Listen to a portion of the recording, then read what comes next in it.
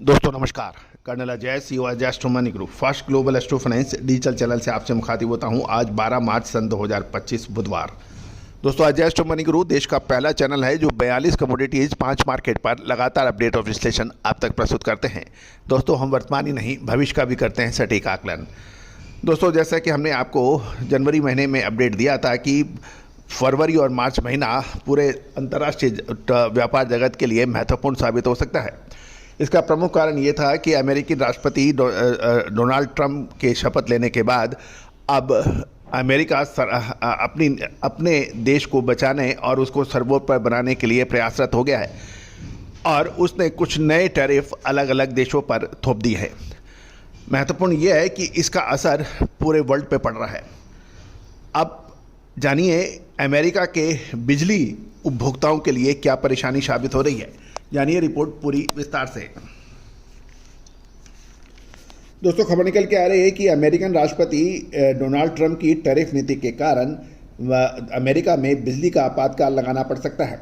Trump ने मंगलवार को यानी कल कनाडा के साथ ट्रेड वार को तेज करते हुए कनाडा से आयातित सभी इस्पात और एल्युमिनियम प्रोडक्ट्स पर टैरिफ को दुगना कर 50% कर दिया है।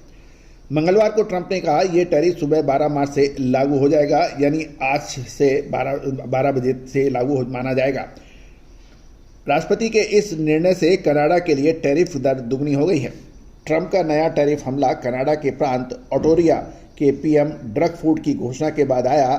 वह अमेरिका को दिए जाने वाली बिजली यानी कनाडा द्वारा अमेरिका को दिए जाने वाली बिजली पर 25% अधिभार लगा देंगे जब तक ट्रंप कनाडा पर ट्रैफिक धमकियों को वापस नहीं लेते, ऐसा कहना है कनाडा का।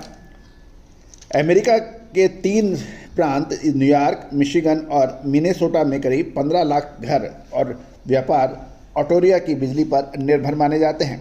हालात बिगड़ने की आशंका में ट्रंप ने संसाधन बजट के लिए देश में बिजली इमरजेंसी लगा दी है।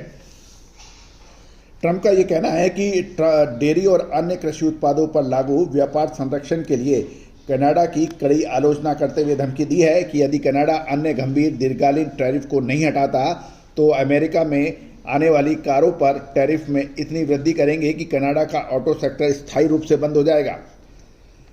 साथ साथ ट्रंप की घोषणा के बाद फोर्ड ने मीडिया से कहा कि हम टैरिफ मसले से पीछे नहीं हटेंगे और अब तक अथक प्रयास करेंगे। मैं अमेरिकन लोगों से माफ़ी मांगता हूं कि राष्ट्रपति ट्रंप ने हमारे देश पर बिना उकसावे से टैरिफ हमला करने का फैसला किया है। दोस्तों कनाडा और अमेरिका के बीच ये टैरिफ वार का असर पूरे वर्ल्ड पे पड़ता है। देखना यह है कि आगे क्या होने की संभावना बनेगी। आप हमारे चैनल पे लगातार जुड़े रहिए अपडेट के लिए। और साथ साथ ये भी खबर निकल के आ रही है कि यूक्रेन ने 30 दिन के युद्ध विराम को अब राजी हो गया है। अब पुतिन पर सबकी है नज़र। गौरतलब है कि सऊदी अरब के जिहाद में मंगलवार को अमेरिका और यूक्रेन के बीच 8 घंटे चली शांति वार्ता में यूक्रेन ने अमेरिका के 30 दिनों के युद्ध विराम को समर्थन दिया है।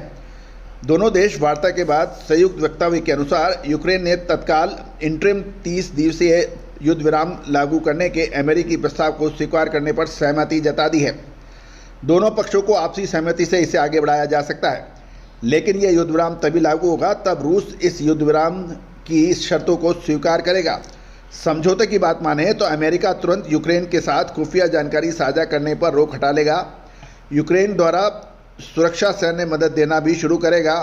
फिलहाल रूस की ओर से इस समझौते पर कोई प्रतिक्रिया नहीं दी गई है। अमेरिका रूस को इन शर्तों के बारे में अवगत कराएगा। साथ साथ यूक्रेन के अकूत खनिज सौदा जल्द से पूरा होगा। जेदा में वार्ता के अनुसार दोनों पक्षों में यूक्रेन के साथ खनिज डील पर भी जितना जल्दी हो सके समझौता करने पर सहमति देखी गई है। वक्तव्य में कहा गया है कि दोनों देशों के राष्ट्रपति यूक्रेन की अर्थव्यवस्था को विस्तार करने, अमेरिकी सहायता की लागत को भरपाई करने और यूक्रेन की दीर्घकालीन समृद्धि और सुरक्षा की गारंटी देने के लिए यूक्रेन के महत्वपूर्ण खनिज संसाधनों के विकास हेतु एक व्यापक समझौते को यथाशीघ्र अमल में लाएंगे। लेकिन यह भी ध्यान देने वाली बात है कि इस समझौते से पहले यूक्रेन ने मॉस्को पर 91 ड्रोन से हमला किया था। रियाद शांति वार्ता से सहमति से पहले यूक्रेन ने रूस और उसकी राजधानी मॉस्को पर अब तक का सबसे बड़ा ड्रोन हमला किया था। रूस पर 91 ड्रोन दागे गए, जिसमें से 3 जनों की मौत की खबर है और 12 घायल हो गए हैं। हमलों के कारण रूस की राजधानी मॉस्को के आसपास 6 हवाई अड्डों पर विमानों की आवाजाही रोकनी पड़ी थी। रूस ने रात भर 10 रूसी क्षेत्रों पर 337 यूक्रेनी ड्रोन से इंटरसेप्ट करने का दावा किया है। मॉस्को के गवर्नर ने 3 लोगों की मौत की पुष्टि की है इस ड्रोन हमले में। दोस्तों, चाल, शय और मात का खेल अब यूक्रेन की धरती पर अमेरिका और रूस के द्वारा खेला जा रहा है। देखना यह है कि कहां, कब और कैसे क्या होगा, लेकिन ये तो तय है कि अब ये दौर जो ये लड़ाई है अंतिम दौर में पहुंच गई है। दोस्तों, अक्सर यही होता है कि लड़ाई की शुरुआत में जो आपके साथ होते हैं, लड़ाई ख़त्म होते होते वो अपनी डिमांड रखने लगते हैं और वो लड़ाई का मेन मकसद साथ देने का नज़र आने लगता है। और यही वजह है, चाहे वर्ल्ड वॉर 1 हो, चाहे वर्ल्ड वॉर 2 हो, और या कोई भी देश किसकी आर्थिक और मिलिट्री सहायता क्यों, कब और कैसे करता है, ये महत्वपूर्ण रहता है। तो दोस्तों, लगातार अपडेट और विश्लेषण करने के लिए चैनल पर विजिट करना ना भूलें। All the very best, good luck, happy trading.